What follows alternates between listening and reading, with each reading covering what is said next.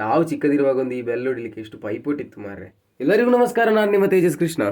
ಇವತ್ತು ನಮ್ಮ ಶಾಲೆಯಲ್ಲಿ ವ್ಯಾಪಾರ ಮೇಳ ಉಂಟಣ್ಣ ಬಾ ಅಂತೇಳಿ ಸಂಪ್ರೀತ್ ಕರೆದ ಹಾಗೆ ಗಾಡಿ ಇಟ್ಕೊಂಡು ಸೀದಾ ವ್ಯಾಪಾರ ಮೇಳಕ್ಕೆ ಹೋದೆವು. ವ್ಯಾಪಾರ ಮೇಳದಲ್ಲಿ ಎಂತ ಉಂಟು ಎಂತ ಇಲ್ಲ ಅಂತ ಹೇಳಲಿಕ್ಕೆ ಇರಲಿಲ್ಲ. ತರಕಾರಿ ಆಗಿರ್ಬೋದು, ಟೆಕ್ಸ್ಟೈಲ್ಸ್ ಆಗಿರ್ಬೋದು, ಹಾಗೆ ಬೇರೆ ಬೇರೆ ರೀತಿಯ ಐಟಮ್ಸ್, ಚರ್ಮುರಿ, ಬೇಕರಿ ಐಟಮ್ಸ್ ಎಲ್ಲ ಇತ್ತು. ಹಾಗೆ ನಮ್ಮ ಹಳೆ ಶಾಲೆಗೆ ಹೋಗುದು ಅಂತ ಹೇಳಿದ್ರೆ ಅಲ್ಲಿದ್ದೊಂದು ವೈಬೇ ಬೇರೆ. ಅಲ್ಲಿಂದ ಸೀದಾ ಅಡಿಗೆ ಮನೆ ಹತ್ರ ಹೋದೆ. ಅಲ್ಲಿ ರಾಗಿ ಮಾಲ್ಟ್ ಕೊಟ್ಟರು, ಕುಡ್ಕೊಂಡು ಸೀದಾ ಒಂದು ಸ್ಕೂಲಿಗೆ ಒಂದು ರೌಂಡ್ ಹುಡ್ಕೊಂಡು ಬಂದೆವು. ಇದೆಲ್ಲ ಒಂಥರ ಮೆಮೊರೀಸ್ ಬ್ರಿಂಗ್ ಬ್ಯಾಕ್. ಆದರೆ ನಾವು ಚಿಕ್ಕದಿರುವಾಗ ಈ ಥರ ವ್ಯಾಪಾರ ಮೇಳ ಎಲ್ಲ ಎಂತ ಇರಲಿಲ್ಲ.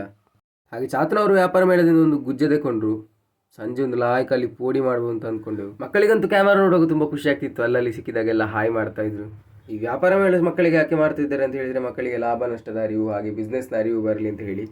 ಆ್ಯಂಡ್ ಅಲ್ಲಿ ಒಂದು ಟೀಚರ್ ಕೂಡ ಹೇಳಿದರು, ಕಲ್ತವರೆಲ್ಲ ಡಾಕ್ಟ್ರೇ ಆಗಬೇಕು, ಇಂಜಿನಿಯರೇ ಆಗಬೇಕು ಅಂತ ಹೇಳಿ ಏನು ರೂಲ್ಸ್ ಇಲ್ಲ, ಮಕ್ಕಳು ಯಾವ ಕ್ಷೇತ್ರದಲ್ಲಿ ಬೇಕಾದರೂ ಸಾಧನೆ ಮಾಡ್ಬೋದು ಅಂತ. ನಾವು ಚಿಕ್ಕದಿರುವಾಗ ಒಂದು ಈ ಬೆಲ್ ಹೊಡಿಲಿಕ್ಕೆ ಎಷ್ಟು ಪೈಪೋಟಿತ್ತು ಮಾರ್ರೆ.